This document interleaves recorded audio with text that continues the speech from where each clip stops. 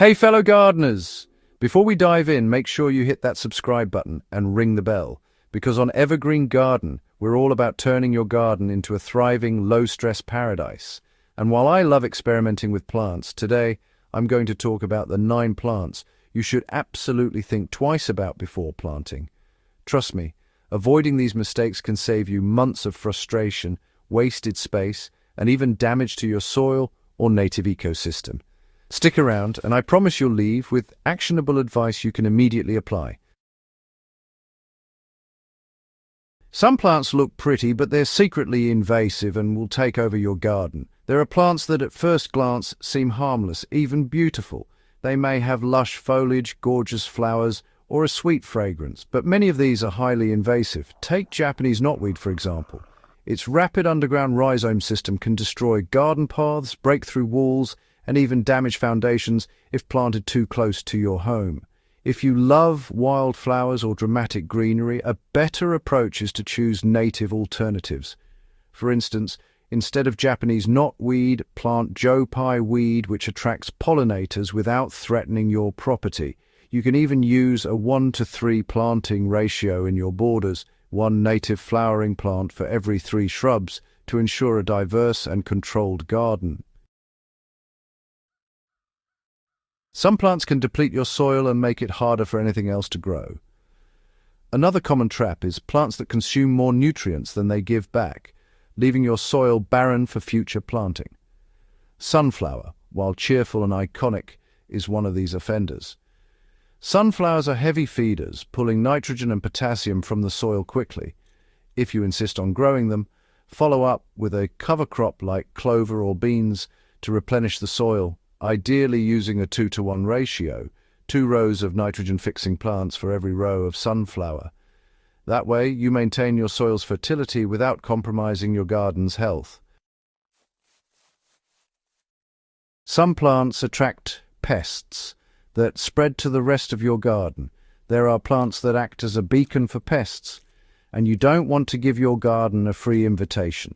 Fuchsia, for instance, is notorious for attracting aphids and whiteflies.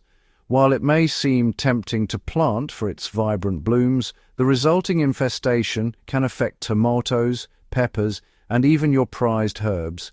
To mitigate this, consider using companion plants strategically. Plant garlic or marigolds nearby, which act as natural pest repellents. A practical approach is to plant 1 pest-repelling companion for every infested plant cluster. This simple step drastically reduces chemical intervention and protects the balance of your garden.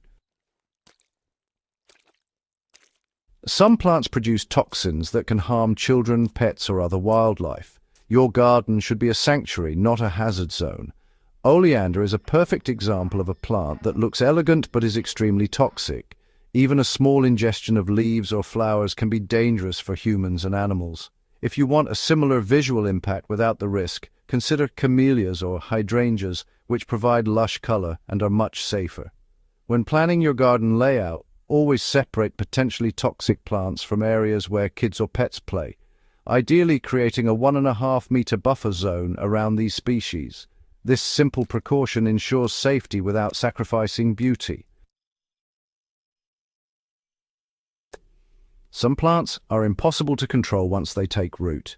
Certain plants are like the energetic kids of the garden. They just don't sit still. Mint is notorious for this. It spreads through underground runners and can dominate garden beds in no time. If you love fresh mint for teas or cooking, the key is containment. Plant mint in large pots, partially buried in the ground, or use root barriers. For a practical approach, dedicate at least 60% of your mint planting to contained spaces, leaving only 40% as free-growing herbs.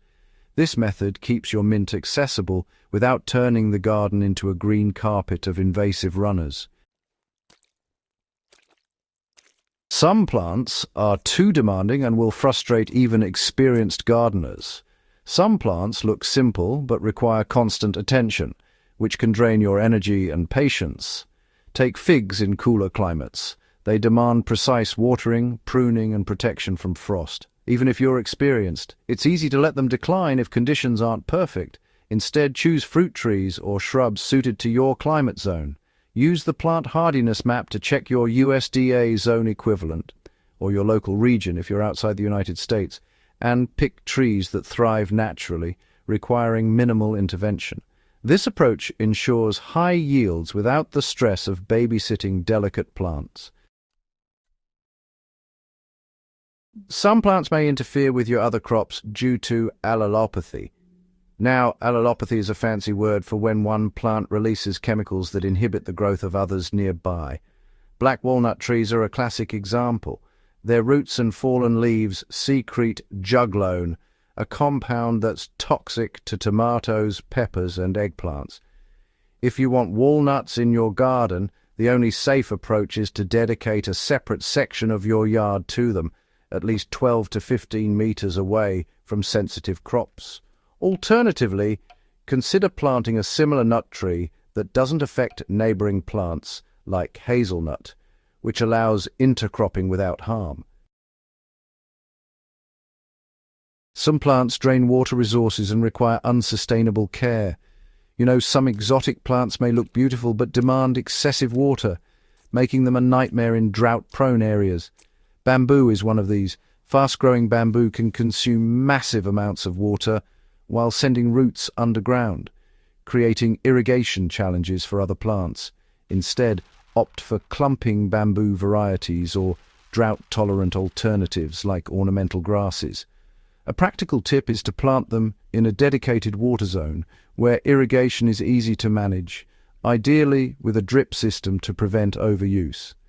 This helps your garden remain lush without wasting resources. Some plants simply don't belong in your climate and soil type.